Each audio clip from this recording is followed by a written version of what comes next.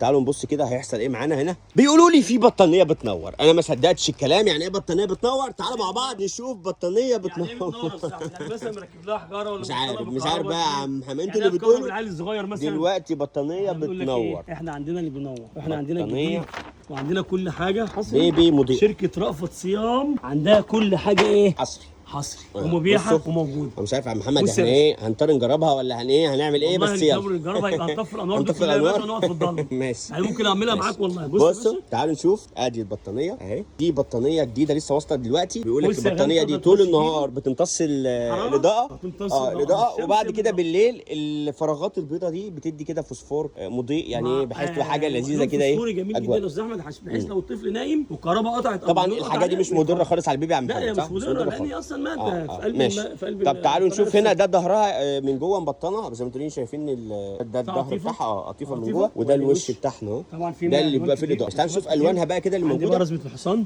ده رسمه اهي، هنا رسمه كمان، وهنا لون تاني هنا مختلف، درجه غامقه ودرجه فاتحه من الالوان مختلف جدا.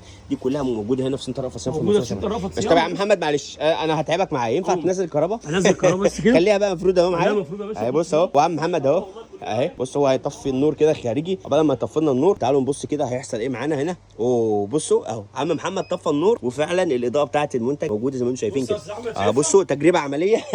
خلاص بقى نور لنا بقى. بص شايف الحصان. بصوا.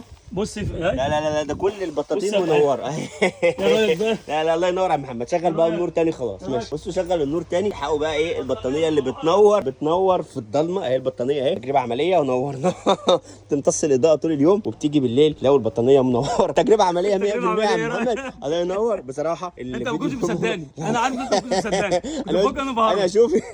اشوف الموديل على الطبيعه لا. واتاكد أنا ما بنفسي. بضحكش عليك. الموديلات بتنور لذيذه قوي. الحقوها. البطانيه دي مميزه، موجوده في سنتر رأفت صيام، وموجوده في كل فروع رأفت صيام، سواء كان هنا في المنصوره شارع بورسعيد سوق الخواجات، او فرعنا في المحله الكبرى شارع المعهد الديني اسم امام مسجد الكنيسه. لو ده كل البطاطين دي نورت. ايوه. بص بالليل بص تعمل كده انت هتقف من بره تقول ده في عفاريت. كل الموديلات اللي انتوا عايزينها او اكسسوارات البيبي موجوده عند رأفت صيام في المنصوره شارع بورسعيد سوق الخواجات. مستنيكم شرفونا. شكرا يا محمد. شكرا يا الفيديو اللي جاي سلام. تفاصيل اكتر ونتابع تفاصيل اكتر على كل المنتجات الموجوده في كل فروع رأفت.